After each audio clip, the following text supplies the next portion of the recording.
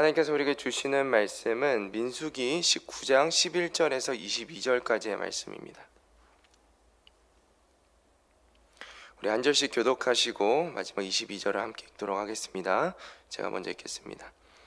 사람의 시체를 만진 자는 이래 동안 부정하리니 그는 셋째 날과 일곱째 날에 제물로 자신을 정결하게 할 것이라.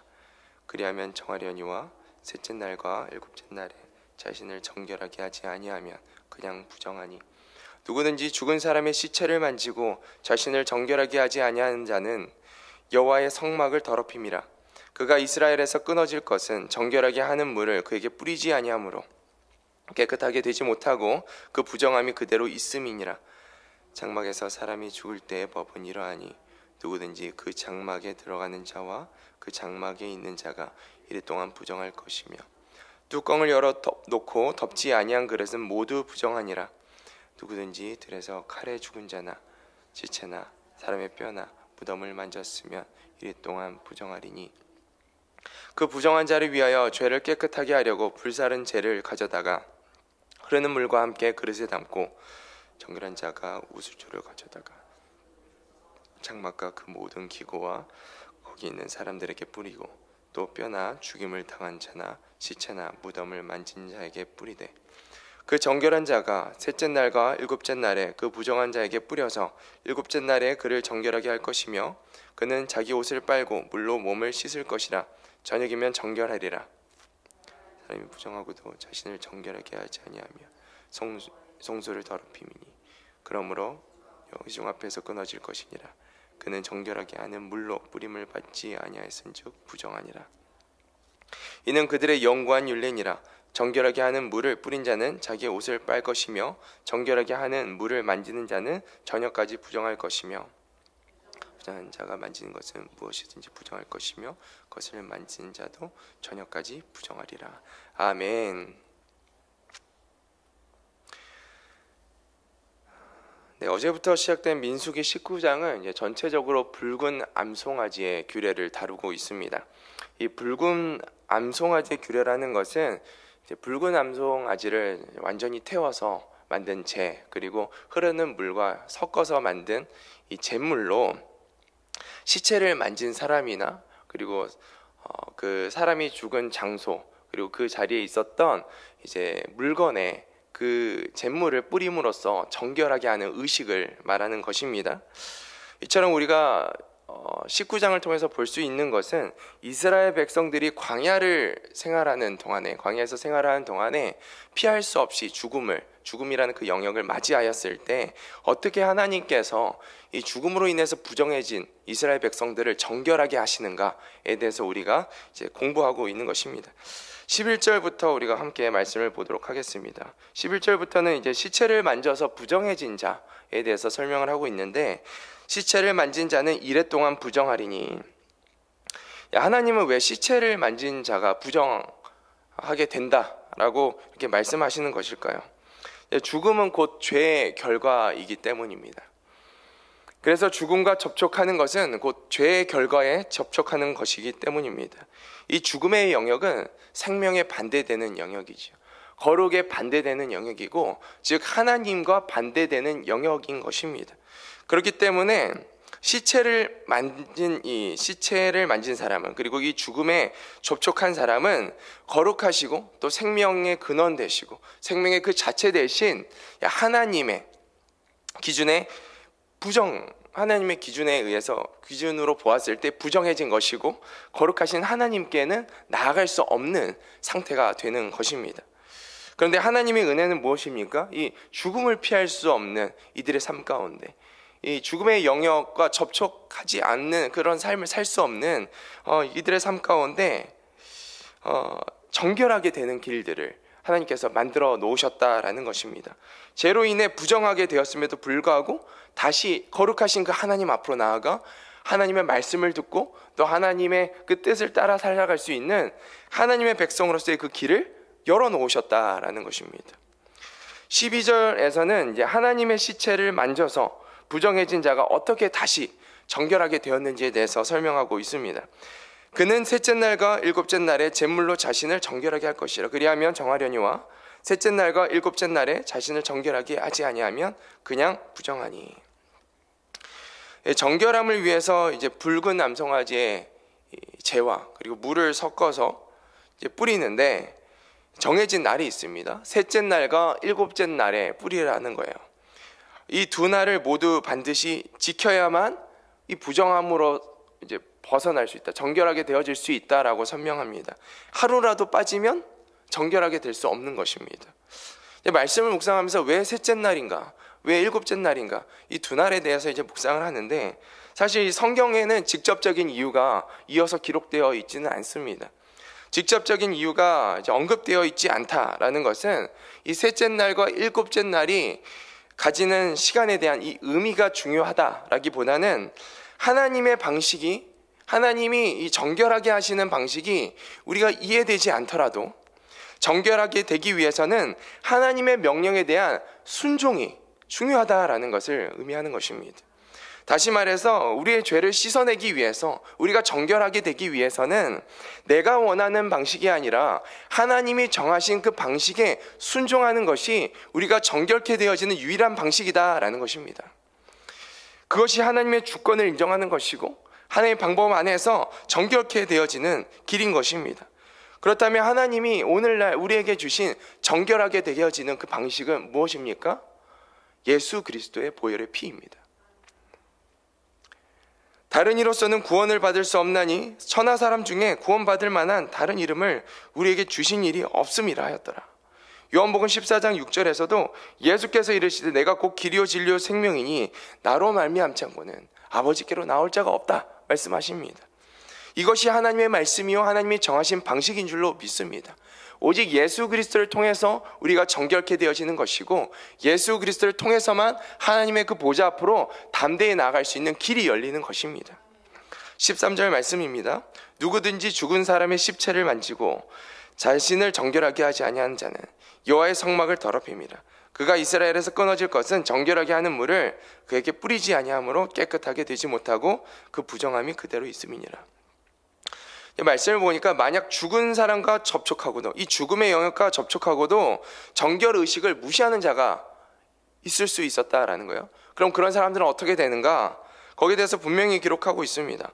이 사람은 하나님의 성막 자체를 더럽히는 죄를 범하는 것이기 때문에 이 공동체, 하나님의 그 백성으로부터 끊어질 것이다 라고 말하고 있는 것입니다. 하나님의 심판인 것이죠. 하나님의 방식이 아니고서는 누구도 정결함을 입을 수 없다. 그 예수 그리스도의 그 보혈의 피가 아니고서는 오늘날 우리가 구원을 받을 수 없다, 하나님의 심판을 피할 수 없다라고 우리에게 강조하여 설명하고 있는 것입니다. 그리고 14절부터는 이 죽음으로 인해 무엇이 부정해지는지에 대해서 좀 구체적으로 설명하고 있는데요. 장막에서 사람이 죽을 때의 법은 이러하니 누구든지 그 장막에 들어가는 자와 그 장막에 있는 자가 이래 동안 부정할 것이며,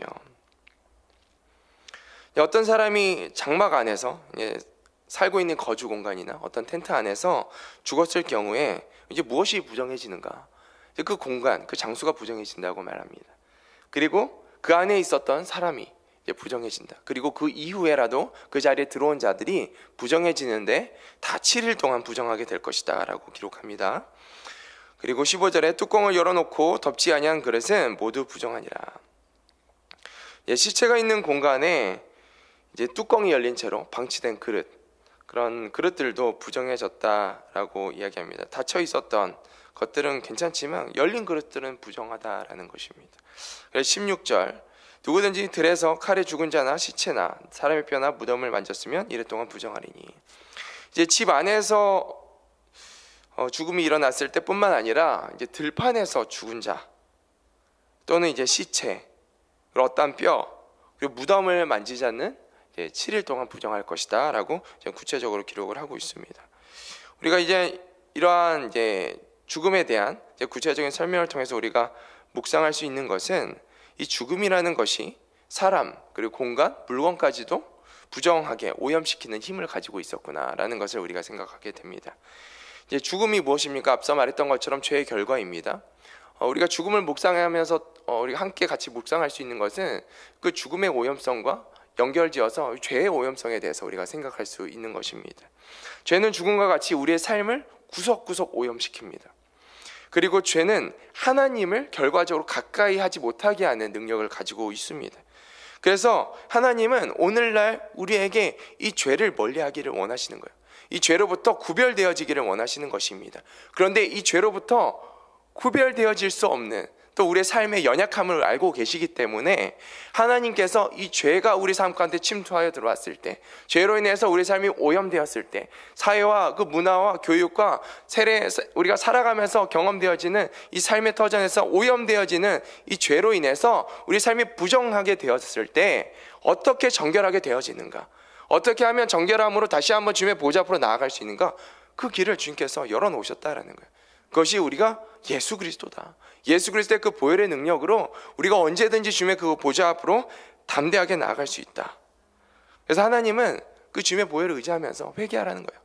정결 예식을 통하여서 날마다 나의 앞으로 나아가라 라고 주님께서 강조하여 말씀하고 계시는 것입니다. 그렇다면 오늘 이제 말씀을 통해서 정결 예식은 구체적으로 어떻게 행하였는지 우리가 보기를 원합니다. 17절 말씀입니다. 그 부정한 자를 위하여 죄를 깨끗하게 하려고 불사른 죄를 가져다가 흐르는 물과 함께 그릇에 담았다라고 말합니다. 이제 시체를 만져서 부정하게 된 자를 정결하기 위해서 이제 그 2절 앞에 말씀을 보면 여호와께서 명령하신 법의 율례를 이루노니 이스라엘 자손에게 일러서 온전하여 흠이 없고 아직 멍에를 매지 아니한 붉은 암송아지를 이제 끌어오는 것입니다. 흠이 없고 그리고 아직 멍에를 매지 않은 그 붉은 암송아지를 가지고 와서 완전히 태워서 재를 만드는 것입니다. 그 불사른 재를 가져다가 흐르는 물, 이제 깨끗한 물입니다. 오염되지 않은 그 물에 함께 섞어서 그릇에 담으라라고 이야기를 합니다. 18절 말씀을 보니까 이제 정결한 자가 우슬초를 가져다가 그 물을 찍어서 이제 부정하게 된 자, 부정하게 된 장소와 그 물건에 뿌리는 것입니다. 이제 우슬초라는 것은 이제 가늘고 이제 부드러운 가지를 가진 식물을 말합니다. 이제 그 식물을 이제 물에 찍어가지고 뿌리는 거예요. 뿌리는 용도로 이제 사용된 식물입니다. 19절 말씀입니다. 그 정결한 자가 셋째 날과 일곱째 날에 그 부정한 자에게 뿌려서 이제 우슬초로 그 재를 뿌려가지고 잿물을 뿌려서 이제 정결하게 하는 과정을 가지는 것이죠. 그는 자기 옷을 빨고 물로 이제 자기 몸을 씻으라라고 이야기를 합니다. 그러면 저녁이면 정결하게 될 것이다라고 말씀하고 있습니다. 12절 말씀이 19절에서 반복됩니다. 이게 반복되었다라는 것은 강조하는 것입니다. 하나님께서 이거 너무 중요하다. 정결하게 되어지는 이 정결 예식이 너무 중요하다라고 말씀하고 있는 것입니다.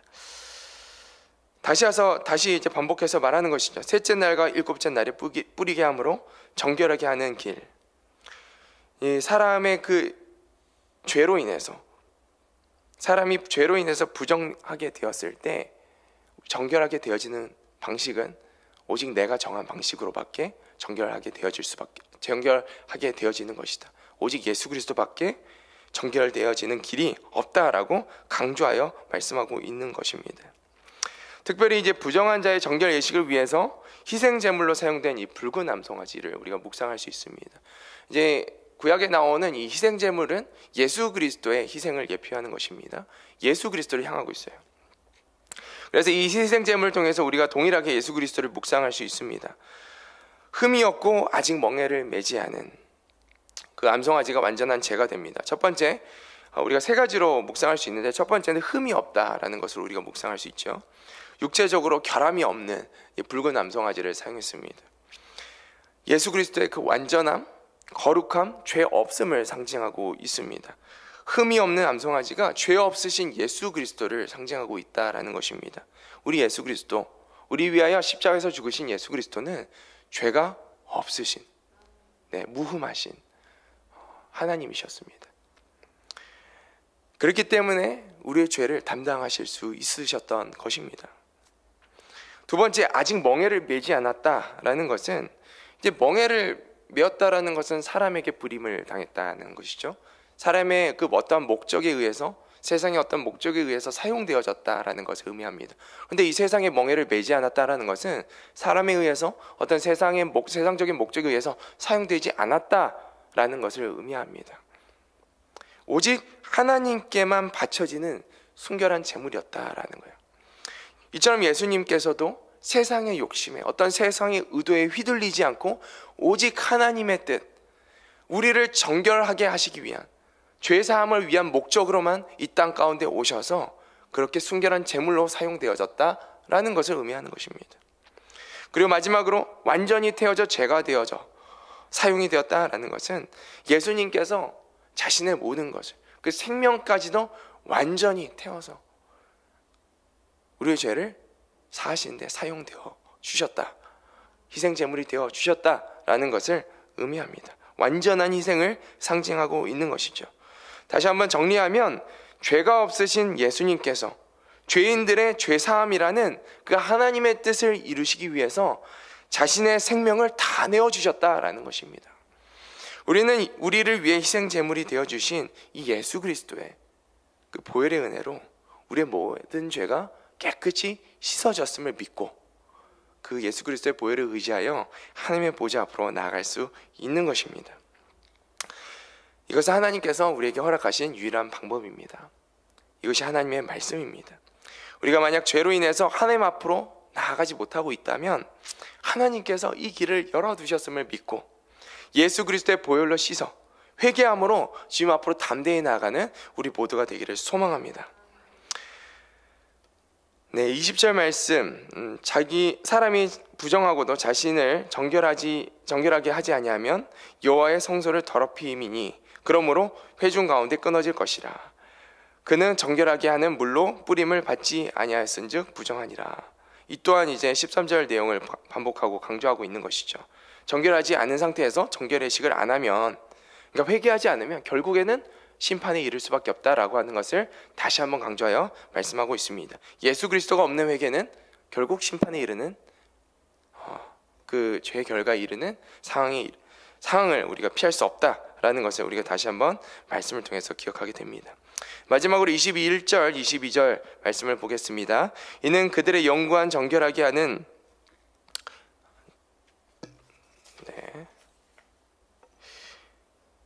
이는 그들의 영구한 율례니라. 정결하게 하는 물을 뿌린 자는 자기의 옷을 빨 것이며 정결하게 하는 물을 만지는 자는 저녁까지 부정할 것이며 부정한 자가 만진 것은 무엇이든지 부정할 것이며 그것을 만지는 자도 저녁까지 부정하리라. 이 내용을 보니까 이 정결 의식을 위해서 물을 뿌리는 자가 있지 않습니까? 이 뿌리는 자 또한 하루 동안은 부정하게 될 것이다 라고 이야기를 합니다. 이 부정한 자를 깨끗하게 하는 이 사역이 자기 자신을 더럽힐 수 있다라는 것입니다. 자기 자신까지도 부정하게 만들 수 있다라는 것을 우리는 이 말씀을 통해서 기억해야 합니다. 다시 말해서 하나님의 일을 하는 이 성도 사역자들은 하나님의 일을 할 때, 그러니까 누군가를 돌보고 또 회복하는 그러한 사역들을 우리가 할 때 부정한 것들이 우리 삶 가운데 미칠 수 있다라는 것입니다. 우리가 세상에 나아가서 그리고 하나님이 기뻐하시지 않는 그 부정한 곳에 가서 또 부정한 것들을 우리가 듣고 또 그 일들 가운데 정결하게 하는 그 사역들을 할 때 그 부정한 것들에 대한 영향이 영적으로 또 육적으로 우리 삶 가운데 미칠 수 있다라는 것을 기억해야 된다라는 것입니다.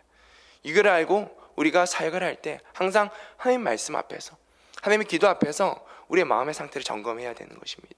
우리 영혼의 상태를 점검해야 되는 것입니다.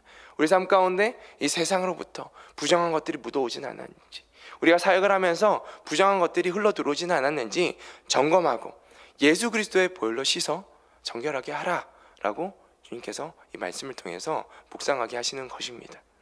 말씀을 정리합니다. 오직 예수 그리스도의 보혈만이 우리 삶을 정결하게 합니다. 예수 그리스도의 보혈만이 우리 주님 앞으로, 하나님 앞으로 담대하게 나아갈 수 있는 유일한 길이 되어 주십니다. 오늘도 주님 안에서 그 보혈을 의지하며 정결함을 힘입어 주님 앞에 담대히 나아가는 우리 모두가 되기를 예수 그리스도의 이름으로 축복합니다. 우리 같이 기도하겠습니다. 사랑과 은혜가 풍성하신 하나님 아버지, 죄로 인해서 주님의 그 보좌 앞으로 나아갈 수 없는 부정한 우리를 예수 그리스도의 보혈로 깨끗이 씻어주시고 다시 주님과 연합할 수 있는, 주님의 사랑 안에, 주의 임재 안에 살아갈 수 있는 그 은혜를 우리에게 허락하심에 감사를 드립니다. 하나님, 우리가 이 은혜를 잊지 않고 살아가기를 원합니다. 하나님, 날마다 예수 그리스도의 은혜를 감사하며 우리가 죄에 넘어졌을지라도 다시금 주께서 여신 그 예수 그리스도의 보혈의 은혜를 기억하며 그리스도의 보혈로 씻어 정결함을 힘입어 주님의 보좌 앞으로 담대히 나아가는 주님의 거룩한 백성들 되게 하여 주시옵소서. 하나님, 우리가 죄로부터 구별된 삶을 살길 원합니다. 주여, 우리의 삶이 혹시라도 내가 모르는 죄까지, 죄에 넘어져 있다면, 혹시 알고 있는 죄에 넘어져 있음에도 불구하고 아직 회개하고 있지 못한다면 하나님의 말씀을 의지하여 다시 한번 회개함으로 예수 그리스도의 보혈로 씻어 주님 앞으로 나가게 하여 주시옵시고, 주의 그 은혜 가운데 거하는 모든 우리의 주님의 사랑하는 자들 다 될 수 있도록 주여 축복하여 주시옵소서. 특별히 우리가 주의 일들을 감당하면서 우리 안에 또 부정한 것들이 흘러 들어왔다면, 주님, 우리가 말씀 안에서, 기도 안에서 그 부정한 것들을 또 깨닫고 돌이키는 은혜들을 허락하여 주시옵시고, 다시 한번 정결함을 힘입어 정말 주님의 뜻 안에서만 살아가는 우리 모두가 될 수 있도록 주님 인도하여 주시옵소서. 우리를 회복시키시고 정결하게 하시는 주의 은혜에 다시 한번 감사드리며 우리 구주 예수님의 이름으로 기도드립니다. 아멘.